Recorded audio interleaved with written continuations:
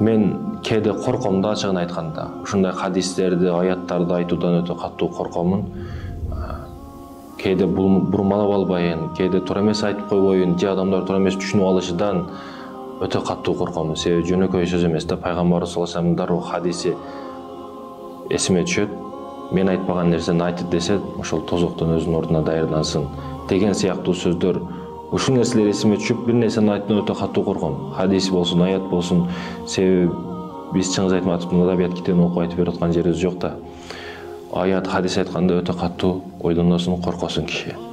Бирок пайгамбарыбыз саллаллаху алейхи вассаламдын бир хадиси бар, ошону айтпасак болбойт. Бул өтө азыркы заманга тиешелүү болуп жаткандыктан.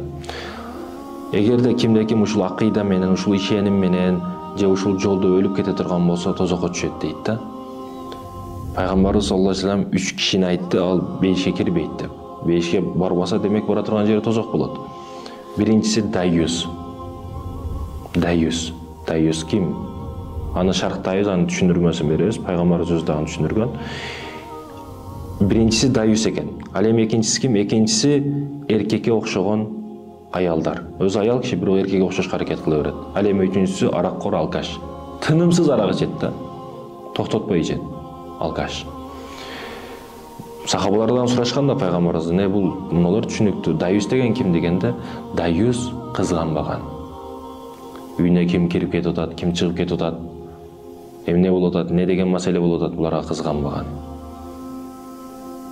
Бүгүн кызганыч сезими жоктой да, чындыгында. Арабыздан алыстап кетип аткандай кызганыч маселеси. 21-кылым биз маданияттуу өлкөбүз, биз жетишип калган богатыйбыз, байыбыз деп кызын кой берип коюп, ким менен кетип атат, кимдин машинасына отуруп кетип атат, маани бербестен, эми кызым бойго жетип калды да, көйгө тийиш керек да, жүрүш керек да, баланы тааныш керек да деп, баласы менен кой берип, тааныбаган бала менен ал эмне кылып келип атат, эмне менен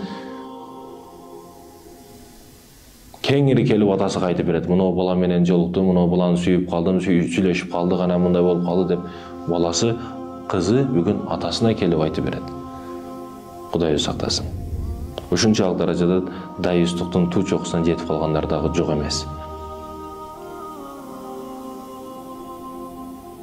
Аялы менен бийлеп алайын десе, бийге тартса, аялын кой берет экен. Баягы бийлегенге уруксат берип атат да. Бул кандай? Башкача бир название ойлоп табыш керек, буларга аты ойлоп табыш керек да. Дайюс. Кызганбайт аялын, эже карындаштарын. А бүгүн кызганат. Өзү базарга коюп койгон аялын иштетип. Эркектер тынымсыз келе турган жерге ишке коюп койгондо анан кызгана берет.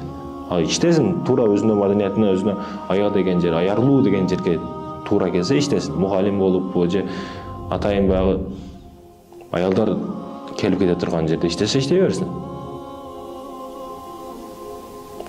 А өзүң Россияга жөнөтүп коесуң, кызыңды, аялыңды жөнөтүп коесуң Россияга. Ошонун акчасын жеп отургандар дагы жок эмес. Жетип өткөн дайюс да. Аялын Россияга жөнөтүп коюп, акчасын кеңири жеп отурат бул жакта. Бул бет деген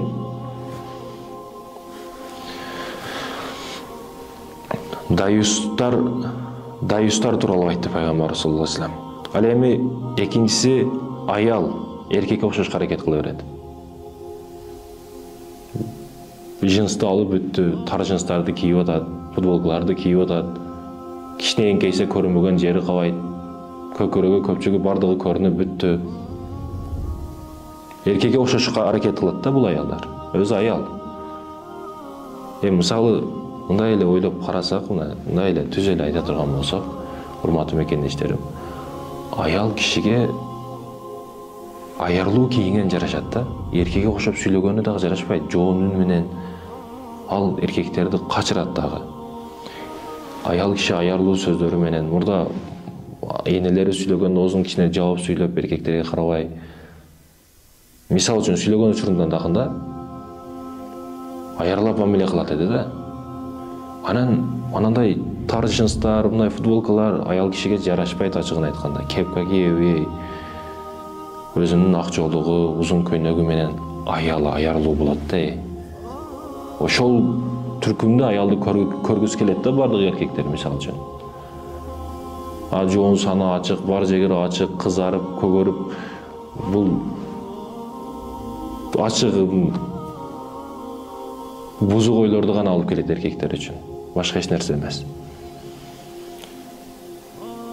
Эркекке окшош аракет кылган аялдар тууралуу айтты. Бирок ушул жерде жок эмес. Бүгүн аялга окшошко аракет кылган эркектер, жада калса жынысын дагы өзгөртө бергендер жок эмес. Бүгүн ушунчалык даражада арамдыктын туу чокусуна жетип атат адамдар.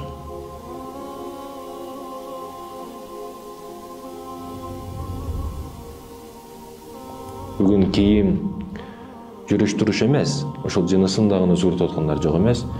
Ушуларга жардам берип аткандар дагы жок эмес. Атайын флаг түзүп, атайын кеңешме түзүп, атайын чогулуштарга чогуу барып, кичине акчага алданып, колдоп, кагаздарга кол коюп берип, акча үчүн.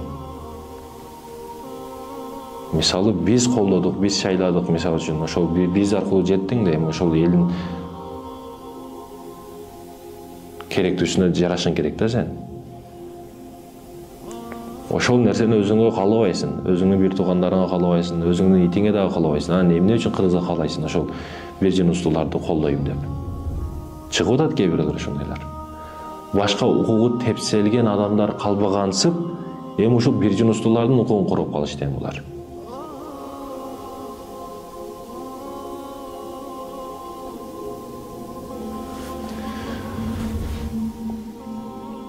Өзүнө каалабайт ошол нерсени. Бир туугандарга каалабайт. Анан эмне үчүн кыргызга каалайт? Сен кыргызга душмансыңбы, доссуңбу?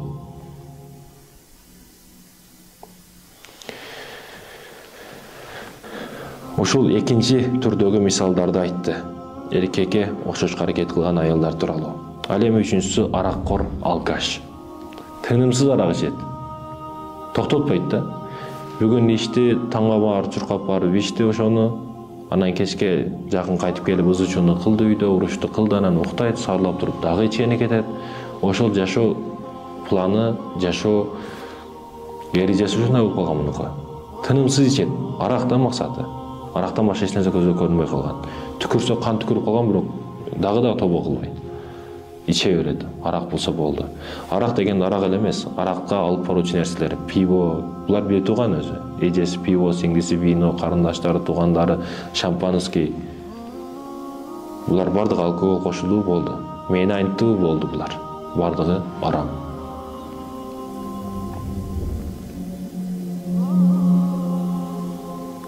Урматтуу мекендешим, арактан алыс болуш керек. Жакындабаш керек. Бир ичип көрүү, бул түбөлүккө ичип көрүү дегени. Бир дагы ичип көрбө. Сенин бул лукмаң, бул табагыңа жакындабасын арам нерселер. Досум ичип жүрөт го, бул ичип жүрөт го, эркек эмессиң, ичпесең эркек эмессиң деп арканай дешет. 11-класста вечер кылып атканыңарда жана башка учурларда өтө көп айтышат. Дос ичип калайбы деп. Же балалуу боло албайсың, сенин балаң жок, ичишиң керек дейт, мисалы үчүн. Ачууну ачуу жеңет деп ичиришке аракет кылышат. Ал сөздөргө алданба. Сен өзүң ишенимиң бар, өзүңдө диниң бар, акыйдаң бар. Эгерде рас ошол арак ичмейинче кошулбай турган чөйрө болсо, сен кошулбай эле кол чөйрөгө. Андай досту миңин берип коет. Аллах үчүн ким бир нерсени таштаса, ал миңдеп жакшырагын берип коет Аллах Таала. Ошол чөйрөгө кошпой таап араксыз. Анда бара ойла кой, сен нени жоготосуң? Мисалы, кээ бирөөлөр бар, ошол 11-де окууну бүткөндөн кийин достор үйлөнүштү баштайт, дагы бир некелер башталат. Ошол учурда акча чогултушат да. Акча чогултушат. Аны адамдын өзүнүн эркине коюш керек. Сөздөрдү чогултуп, бирөөлөр кредит алып берет, бирөөлөр карыз алат, дагы карасаң бири-биринен карыз да. Анан дагы карыз алып, ошонун досунун тойуга калып кетпейин дейт. Калып кетсең эмне болду? Калып кете бер анда сен. Өзүңдү кыйнап, жаныңа, диниңе, бардык жериңе зыян кылып не кыласың? Ал дос ошол акчага ишенип турабы дос деп. Акчасы сени дос деп айтабы? Анын не кереги бар сага? Керектүү учурда бир жаныңдан кабар албаса, ооруганыңды билбесе, досум эмне кылып атасың деп башка учурда бир жоктоп келбесе, анан тойго келгенде эле акча сурай берсе, андай досунун не пайдасы ага?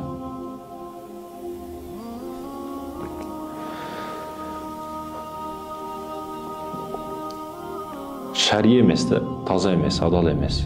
Тойду кылса дагы ошо кылса дагы арамга аралашкан, арага аралашкан, ошо ичкилик. Мындай чөйрөнүн кереги жок сага. Сен бирөөсүң да, а илимиң дагы аларды оңдош даражасында жетирлүү эмес. А демек чыгып турушуң керек ал чөйрөдөн убактылуу.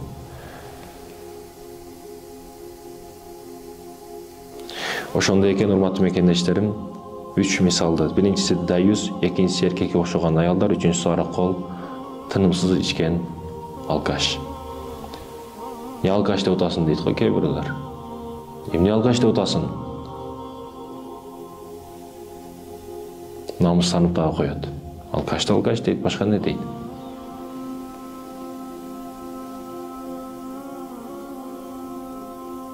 Кээ бир балдарды билем мен.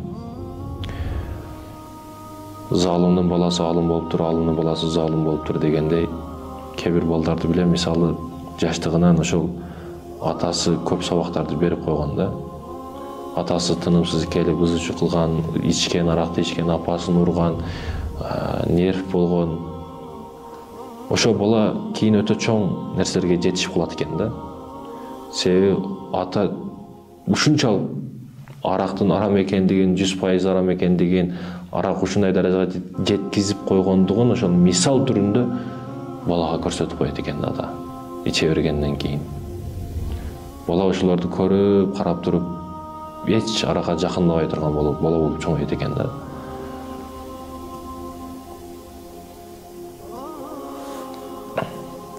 Эгер ошол хидаят келсе ал балага, иман келип калса, а бирок тескерисинче болгондор дагы жок эмес. Атасын ичпе деп ургандар дагы жок эмес. Урматтуу мекендешим, үчөөсү азыр ушул тапта Кыргызстанга эң керектүү сабактардан деп айтсак адашпайбыз. Даюздук кызганыч маселеси бизден арылып кетип жаткандай. Маани беришибиз керек, эже карындаштарыбыз, кыздарыбыз эмне болуп атат? Кызганыч маселесинде жоктойбуз биз. Ал эми экинчиси эркекке окшогон аялдар, ошол бүгүн ушундайларды дагы мыйзам бир нерсе кылып чыгышып атат го бүгүн. Ал эми үчүнчүсү алкаш, арак качандан бери болуп келип аткан нерсе, муну бирок токтотушка аракет кылабыз. Ар дайым сабактарда дагы айтабыз, бул арак арам, ташыган дагы, жеткирип берген дагы, акчасын жеген дагы өзгөчө күнөөлөрүн алышат булар. Ооба бүгүн бул жакта, бул дүйнөдө албай калышы мүмкүн, бирок сөзсүз түрдө алат. Ошондой экен, урматтуу мекендештерим, бул арам нерселерге жакындабайлы. Эгерде ушул 3 нерсени айтты, 3 нерседе тобо кылбастан ушул акыйда менен өлүп кете турган болсо, ал бейишке кирбейт деди. Биз бүгүн ой калчап өзүбүздүн акылыбызга салып, Кудай кечирет да, эмне болуптур деген сөздөрдү колдонушубуз мүмкүн, өзүбүздү алдап. Бирок Кудайдын Аллах өзү сактасын, бир колубузга ийне кирип кетсе чыдабайбыз да. Ырахатка тез эле алданып калабыз. Мисал үчүн, азап кандай болду экен акыреттеги? Печканын бир ыстыгы колуңузду коюп көрсөңүз, кандай колуңуз жаман? Тозоктун ыстыгы кандай болду экен? Ой калчап көрбөдүңүзбү эч? Ванияга парга кирген учурда суу себесиз, андан пар чыгат. Ошол ыстыкты бир ойлоп көрбөдүңүзбү? Кандай ыстык ал? Колуңду тийгизсең кандай күйгүзөт? Ошо парга эле эшикти күлүчтөп, темирден эшикти күлүчтөп, ошол жерге камап коюп, сизди парды ичине камап койсо эмне болосуз? Тозоктогу азап, тозоктогу оттор кандай болду экен, эч ойлонбодуңузбу? Бүгүнкү жыргачылыктар бизди айтор алдап койбош керек. Комфорт зонасына киргенибиз сайын акырет жашоосун унутуп баратабыз да, өлүмдү эстебей койду адамдар. Өлүшүбүз хак, акырет хак бар. Бул дүйнөдө алсак, акыретте беришибизге туура келет. Бул дүйнөдө берсек, иншалла акыретте ажырын соопун алабыз. Ошондой экен жакшы адам болууга аракет кылайлы. Ажыраткан убактыңыздарга ыраазы болуңуздар, Аллахка аманатсыздар. Кийинки сухбеттерге чейин. Ассаламу алейкум ва рахматуллахи ва баракатух.